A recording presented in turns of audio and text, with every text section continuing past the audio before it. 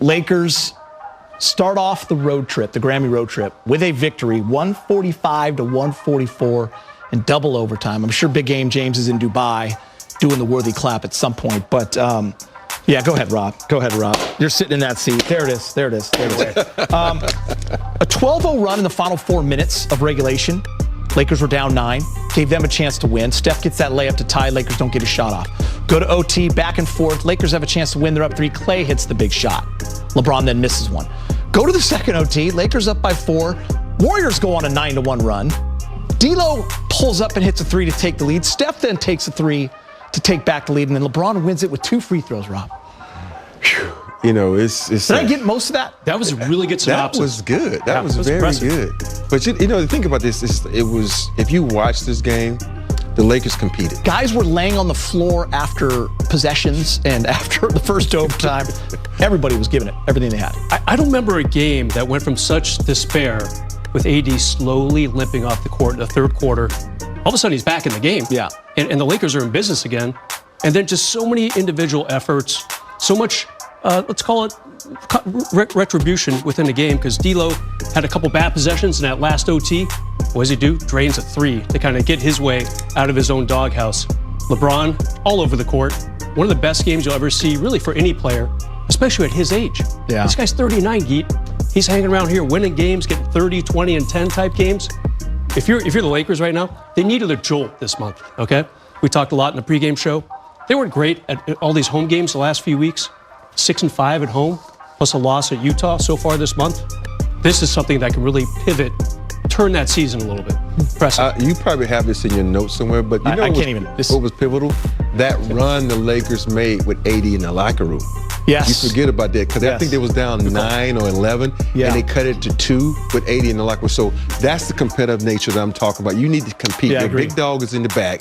You compete, you cut this lead. So that's what when I say competing, that's what I'm talking about. That's where the game could have got away. Yeah. The third quarter, remember, they went on a 25-5 run, the Warriors. They were up 14. Then the Lakers actually responded. Yeah. Went on a 14-0 run, actually took a 1-point lead. So it was back and forth, and there were moments where either team could have swung it in their direction. Listen, I said it in the pregame show.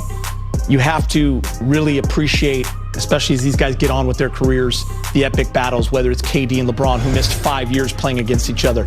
Steph and LeBron have a history. It involves so many Christmas days and NBA finals. There were so many weird calls, too, I felt like, in the end of regulation, and they were going for both teams, and inadvertent whistle, and then it was almost like, just stay out of it. Like, listen, did Dre, they even talked about, did Dre foul Vando on that screen?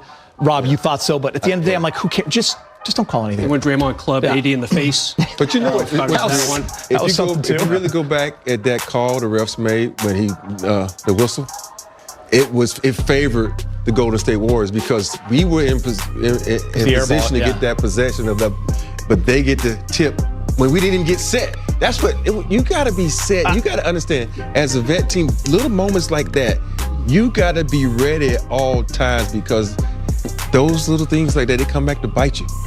By the way, 38 of 43 from the free throw line. The Lakers were 88%. Whoa. Tell me that's not a big deal, because by the way, they were, minus 36 from the free throw line. I mean, sorry, from the three-point line, so they had to make it up somewhere. Talking about contagious, we have a history of not making our free throws, but tonight we made them.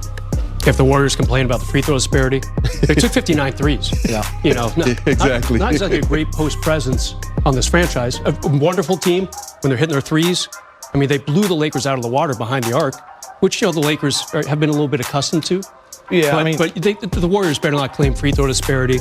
I'll just listen. I show them think the both tape. sides. I think both sides would have been complaining in parts of that game. That's just the way it is. That's the part of the beauty of the rivalry and close games like this. But I think if you can step back and look at it, it was an epic game. Yes. I mean, win or lose. When I thought the Lakers were going to lose, I was writing epic showdown. I mean, it was a great game. It was one you didn't want to lose, because you're feeling like it was the last game that was ever going to be played in the history of basketball. That's the way it felt for a minute. The way those guys were playing, nobody wanted to leave the game. Nobody wanted to, lose. It was pretty impressive.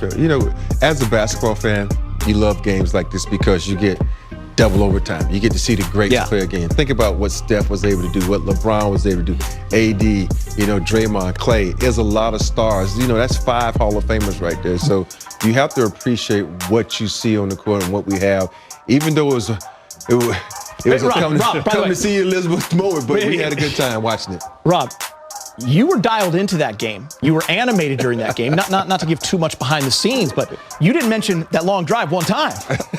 Usually we can play a little bit when we go to overtimes. Yeah. Hey, unless it's the Lakers forcing overtime. Rob's been working hard all day. Remember he got here just in time for the pregame show? After he has to stop working. Hit a lot of traffic on the freeway. I mean, you've had a good day, Rob. I had a great day. I hope Rob's allowed to watch football tomorrow. That's what I hope, Rob. After a Laker win like this, hopefully there's not a lot of honey-to-dos around there. But I'm putting my feet up and watching the game. Can we talk about AD, guys? Because I'm not sure how that's going to feel tomorrow. Yeah. I'm not sure what Monday's going to be like. Are they in Houston? Yeah. Yeah, in Houston. We couldn't figure out what happened at first. Thought he got kneed somewhere. I thought he did too. Yeah, that doesn't feel good.